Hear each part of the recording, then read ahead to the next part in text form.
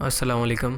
मैं अजलान और आज मैं आप लोगों को जिसकी कहानी सुनाने वाला हूँ वो बोलता है। मेरा नाम अली है और मैं 15 साल का हूँ। मैं अपनी फैमिली के साथ हमारे घर में रहता हूँ। हमारा घर जो है वो सिंगल स्टोरी घर है और उसमें 4 कमरे हैं। मेरी फैमिली में हम 4 बहन भाई हैं। मेरा भाई सबसे बड़ा है और बाकी मुझसे बड़ी मेरी 2 बहनें हैं और मेरे मामा पापा।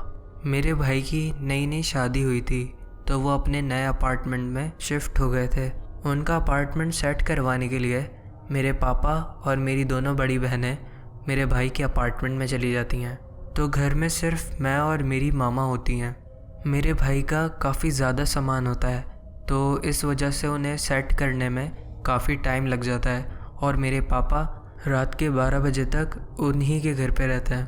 क्योंकि दूसरे दिन मुझे स्कूल जाना होता है तो मैं जल्दी अपने रूम में सोने के लिए चला जाता हूँ। मैं अपने रूम में जाने के बाद काफ़ी देर तक अपने मोबाइल पर गेम्स खेलता रहता हूँ। मुझे गेम खेलते खेलते रात का 1 बज जाता है तो तभी मेरे डोर का हैंडल मुझे घूमता हुआ नज़र आता है। मुझे ऐसा लगता है कि मेरी मामा मुझे देखने आई हैं कि मैं अभी तक सोया या नहीं, क्योंकि अक्सर मैं रात तक गेम खेलता रहता हूँ। मैं फ़ौरन अपना मोबाइल रखकर सोने की एक्टिंग करने लगता हूँ।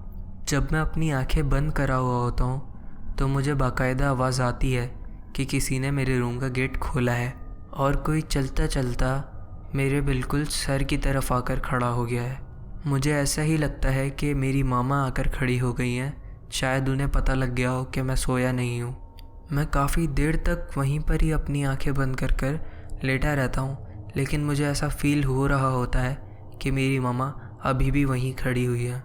फिर थोड़ी देर बाद अचानक कोई मेरा पाँव पकड़ता है और मेरे पाँव को बहुत ज़ोर से खींचता है। मैं फ़ौरन उठ जाता हूँ और बैठकर ये देखता हूँ कि किसने मेरा पाँव खींचा। तभी मुझे अपने रूम के बाहर से किसी के भागते हुए हंसने की आवाज़ आती है, जैसे कोई शरारत करके हंस रहा हो। मैं फ़ौरन वहाँ से उठ के अपने रूम से बाहर निकलता हूँ, क्योंकि मुझे ऐसा ही लगता है कि मेरी मामा मेरे साथ मजाक कर रही हैं, क्योंकि उस वक्त घर में हम दोनों के सिवा और कोई नहीं होता। मैं अपनी मामा को ज़ोर से आवाज़ देता हूँ 2-3 बार, मगर उनकी तरफ से कोई रिप्लाई नहीं आता। तो मैं उनकी रूम की तरफ जाता हूँ और जब मैं उनके रूम का गेट खोलकर देखता हूँ तो वो सो रही होती हैं। ये सब मैंने बहुत जल्दी करा था। मतलब जब मेरा पाँव खींचा था तो मैं फ़ौरन अपने रूम से बाहर आया था भागकर, और जब मैंने देखा था तो मामा के रूम का गेट बंद ही था। तो मुझे ऐसा नहीं लग रहा था कि ये मामा ने करा है। फिर मैं अपने रूम में वापस आता हूँ तो मेरे मोबाइल पर मेरे दोस्त की कॉल आ रही होती है।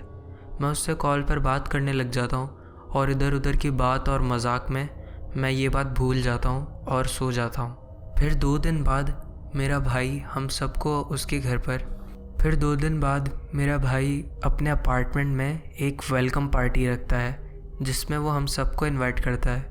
मैं बहुत ज़्यादा एक्साइटेड होता हूँ उनका न्यू अपार्टमेंट देखने के लिए, मगर मेरे पेरेंट्स मुझे वहाँ पर जाने से मना कर देते हैं, क्योंकि नेक्स्ट डे मंडे होता है और मुझे स्कूल जाना होता है।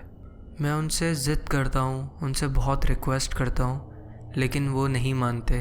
फिर मजबूरन मुझे घर में ही रहना पड़ता है। मैं उन सब से बहुत ज़्यादा नाराज़ हो जाता हूँ, मगर घर में कोई नहीं होता तो मैं फ़ौरन अपने फेवरेट गेम्स खेलने लग जाता हूँ।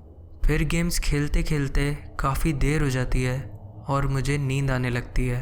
मैं अपना गेम बंद करता हूँ, जाकर ब्रश करता हूँ और सोने के लिए अपने रूम में चला जाता हूँ। मैं जब सोने के लिए अपने बेड पर लेटता हूँ तो थोड़ी देर बाद मेरी आँख लग जाती है। मुझे मेरे रूम के बाहर से ऐसी आवाज़ आती है कि जैसे कोई मेरे घर में आया है। मुझे ऐसा लगता है कि मेरे घर वाले वापस आ गए हैं, तो मैं इसी वजह से सोता रहता हूँ। मगर फिर थोड़ी देर बाद मेरे रूम का गेट खुलता है। फिर वहाँ से कोई चलता हुआ आता है और वापस मेरे सर के पास आकर खड़ा हो जाता है। मैं अपनी आंखें बंद कर यही सोच रहा होता हूँ कि उस दिन भी बिल्कुल ठीक ऐसा ही मेरे साथ हुआ था। लेकिन मैं ये भी सोच रहा होता हूँ कि मेरे घर वाले तो घर पर आ गए हैं, तो मेरी मामा ही होंगी ये।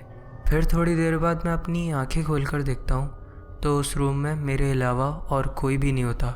मैं जब ये देख ही रहा होता हूँ तो मेरे मोबाइल पर एक मैसेज आता है। वो मैसेज मेरे पापा का होता है। उसमें लिखा होता है कि हम आधे घंटे में घर पहुंच जाएंगे। मैं ये मैसेज पढ़ते ही अपने बेड से उठता हूँ और अपने पूरे घर की तलाशी ले लेता हूँ कि शायद कोई मेरे घर में घुस गया है, मगर मेरा मेन डोर अभी भी अंदर से बंद होता है और कोई भी पूरे घर में नहीं होता। मैं बहुत ज़्यादा डर जाता हूँ। मैं समझ जाता हूँ कि ये किसी दूसरी मखलूक का काम है। फिर थोड़ी देर बाद मामा पापा आ जाते हैं और मैं अपने रूम में चला जाता हूँ। मैं बहुत ज़्यादा सोने की कोशिश करता हूँ, लेकिन उस रात मुझे बिल्कुल भी नींद नहीं आती। फिर उस दिन के बाद से मैं कभी अपने घर में अकेला नहीं रुका। ये थी मेरी आज की हॉरर स्टोरी। मिलते हैं आपसे नेक्स्ट में। अल्लाह हाफ़िज़।